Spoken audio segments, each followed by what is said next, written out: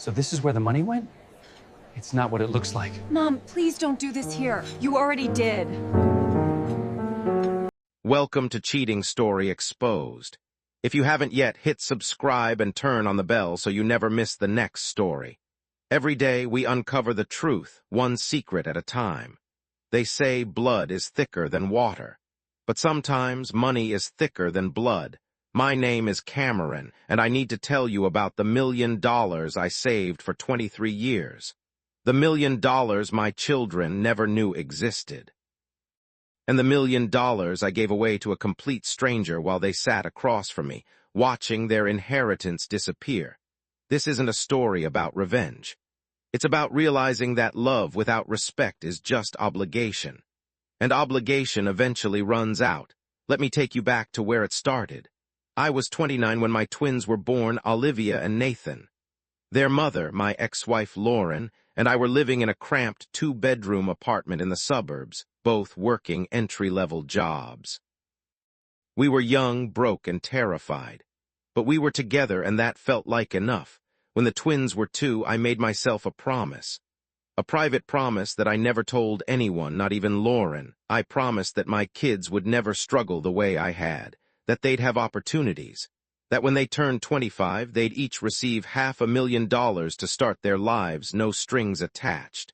They could buy a house, start a business, travel the world, or simply have the security I never had. So I started saving. I worked my primary job as an IT contractor during the day. Then I picked up weekend shifts doing computer repairs for local businesses. Then I started freelancing online at night, building websites for anyone who'd pay me. 3 income streams, 7 days a week. Lauren knew I worked a lot, but she didn't know the full extent. I told her the extra money was going into a retirement account. Technically true, just not my retirement. I opened a separate savings account at a different bank. No statements mailed to the house. No shared access. Every extra dollar I earned went straight into that account. 500 here, 1,000 there, tax returns, bonuses, side gigs. The account grew slowly at first, then faster. Compound interest started working in my favor.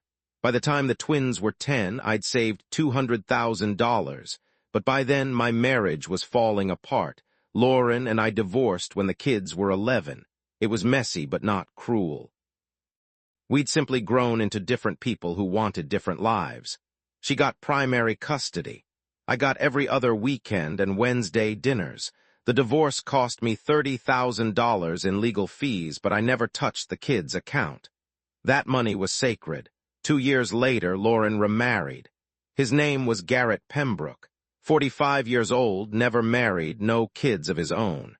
He owned a chain of luxury car dealerships across 3 states. The man wore watches that cost more than my annual salary.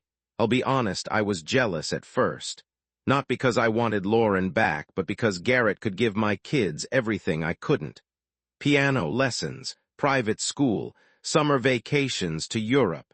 The kind of childhood I'd been working myself to exhaustion to provide. But I told myself it didn't matter, because when they turned 25, they'd see what I'd done. They'd understand that I'd been building their future the whole time, quietly and without recognition. I kept working, kept saving.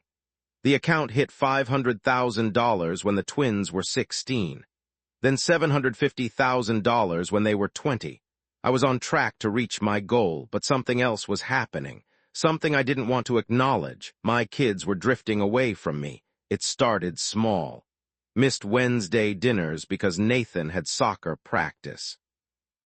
Olivia couldn't come for the weekend because she had a school trip organized by Garrett, of course. Then Nathan started calling Garrett Dad in casual conversation, correcting himself when he remembered I was there. Sorry, I meant Garrett, but his face would. Flush, and I'd pretend not to notice. By the time they graduated high school, my weekends with them had become occasional lunches. Lunches that often got rescheduled. Olivia went to Stanford, Garrett paid the full tuition.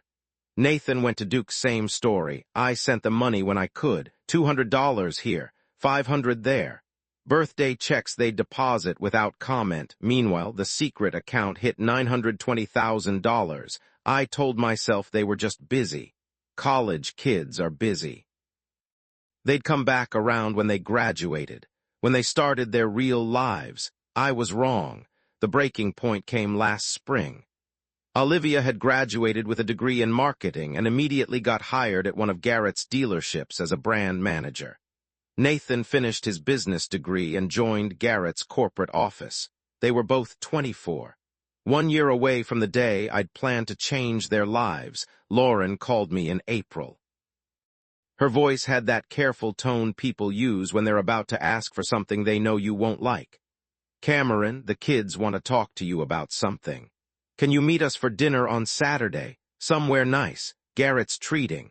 Of course, Garrett was treating. We met at Marcello's, an upscale Italian place downtown. White tablecloths, candles, wine list thicker than a phone book. I showed up in my best button-down shirt, the one I wore to client meetings, and still felt underdressed. They were already seated when I arrived. Lauren looked uncomfortable. Garrett looked smug. Olivia and Nathan looked like they were preparing for a performance. We made small talk through appetizers.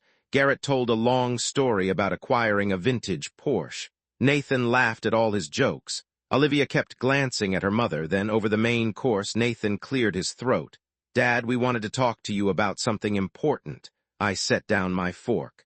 "Okay." Olivia jumped in. "We've been thinking a lot about family lately. About what family means." My stomach tightened. Nathan continued.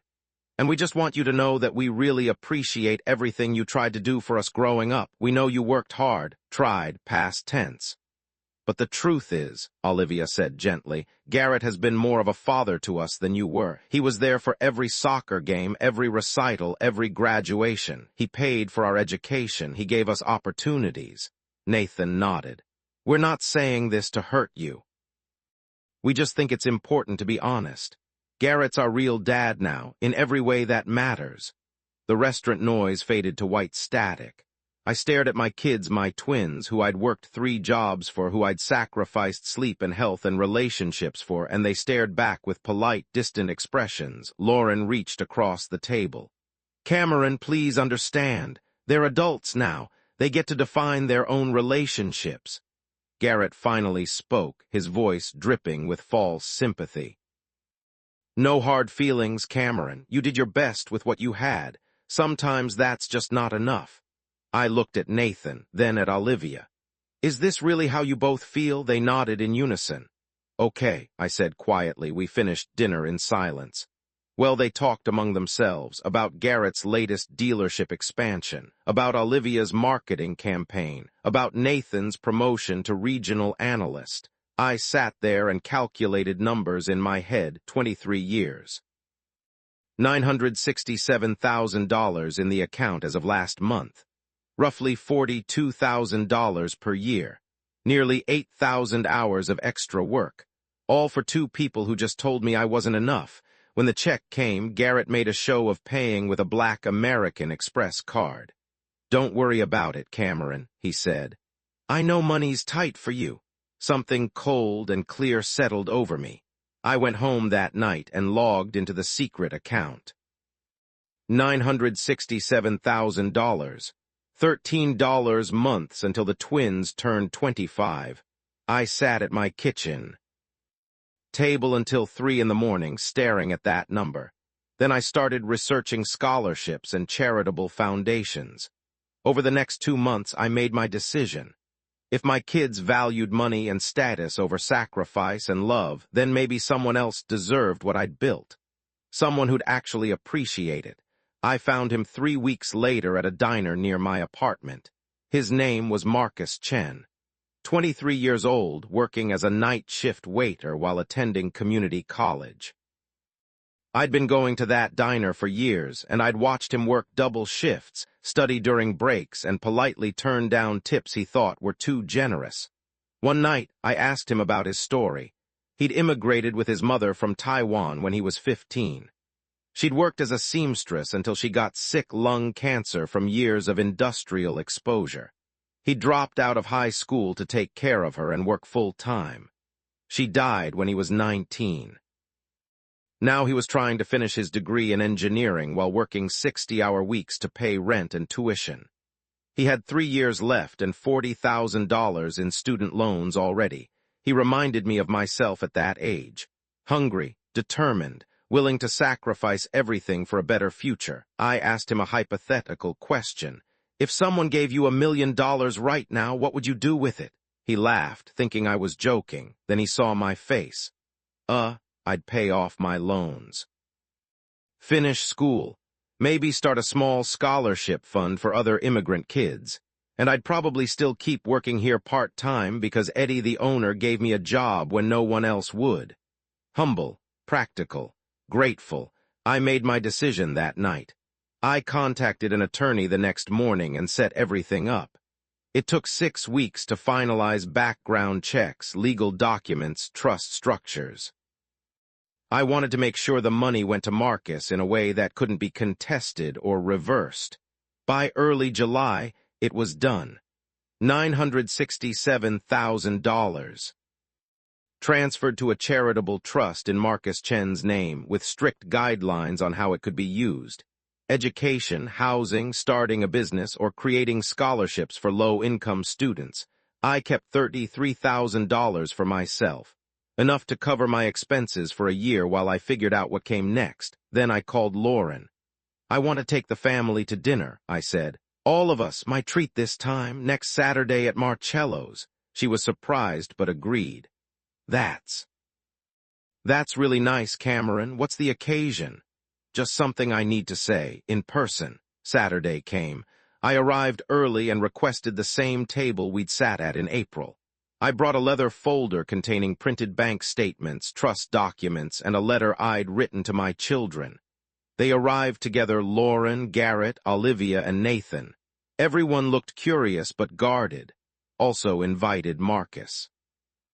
He sat at a small table nearby, nervous in a borrowed suit jacket, not understanding why I'd asked him to come, but trusting me anyway. We ordered drinks, made small talk.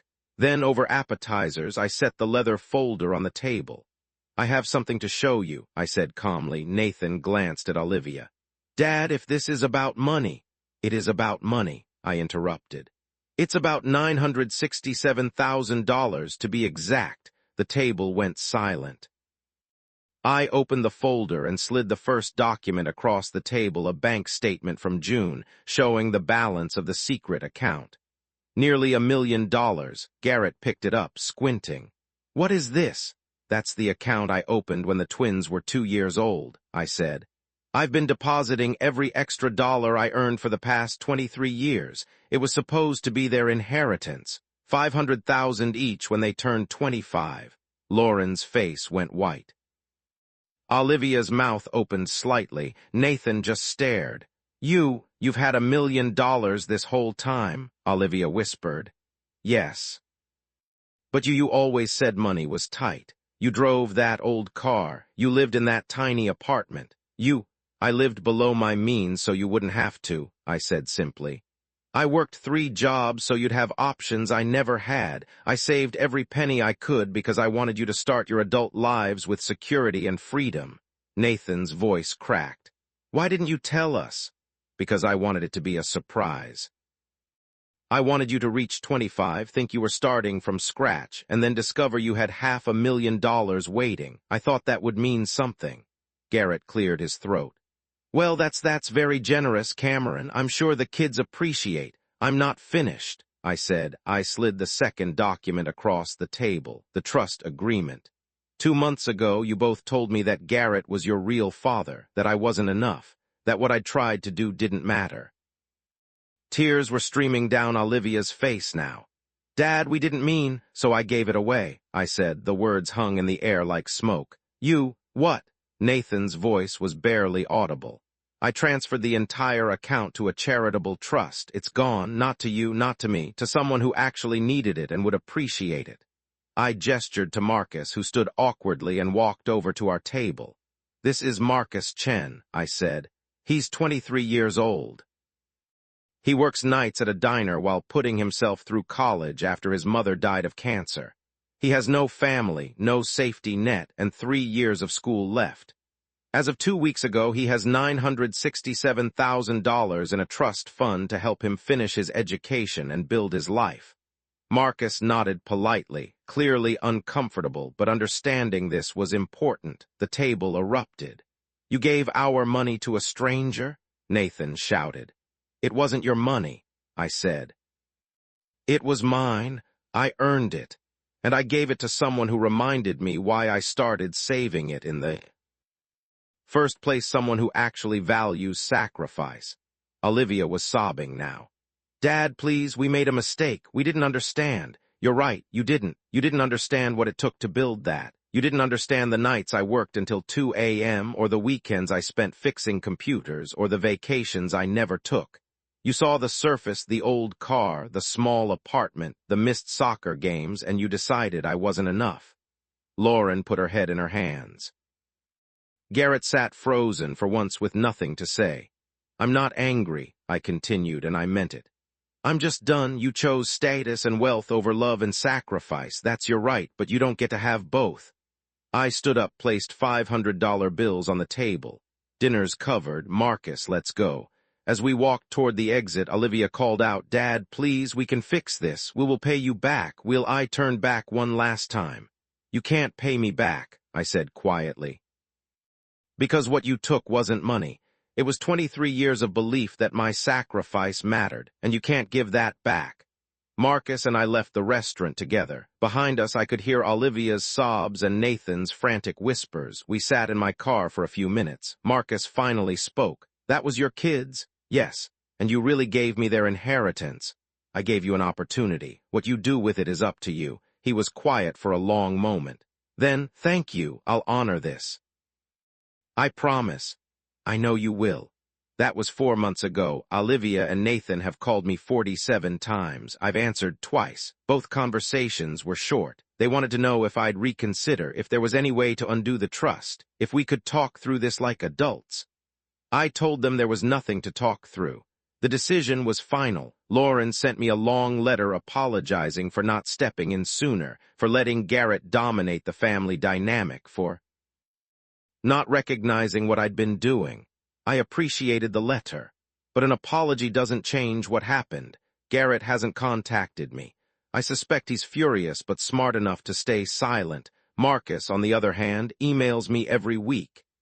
He's using the trust money exactly as I hoped, paying off his loans, covering tuition, and setting aside funds for a scholarship in his mother's name. He's on track to graduate next year with 0 debt and a job offer already lined up. He invited me to his graduation ceremony. I said I'd be there. As for me, I'm doing okay. Better than okay, actually. I have enough money to live simply for another year, and I've started taking on freelance projects I actually enjoy instead of ones that just pay well. More importantly, I'm free. Free from the weight of expectation. Free from sacrificing for people who didn't value the sacrifice. People ask me if I regret it, if I wish I'd told my kids about the money sooner. If I think they deserved a second chance. Here's what I know. Love isn't supposed to be transactional, but respect is earned. And my children taught me that unconditional love without mutual respect is just a different kind of prison. I spent 23 years building something beautiful for them. They spent 10 minutes telling me it wasn't enough. So I gave it to someone who understood that sacrifice isn't measured in dollars, it's measured in hours, in exhaustion, in the quiet decisions no one sees. Marcus understood that. My kids didn't. Maybe one day they will. Maybe they'll have children of their own and work themselves to the bone trying to give them a better life. Maybe they'll finally understand what I did and why I did it. But by then, it'll be too late to change what happened. And you know what? I'm okay with that because I kept my promise. I saved $1 million to give someone a better start in life. I just gave it to someone who actually deserved it. If there's a lesson in all this, it's this: your sacrifices are only as valuable as the people you're sacrificing for. And sometimes the hardest thing you'll ever do is admit that you've been giving your love to people who don't treasure it. I don't hate my kids. I don't even resent them. I just finally understood that I deserve to be someone's priority, not their backup plan. And Marcus, he calls me every Sunday now, asks how I'm doing, shares updates about school and work. Last week, he told me he thinks of me as family. Turns out I didn't lose my children when I gave away that money. I just realized they were already gone, and I found something better, peace.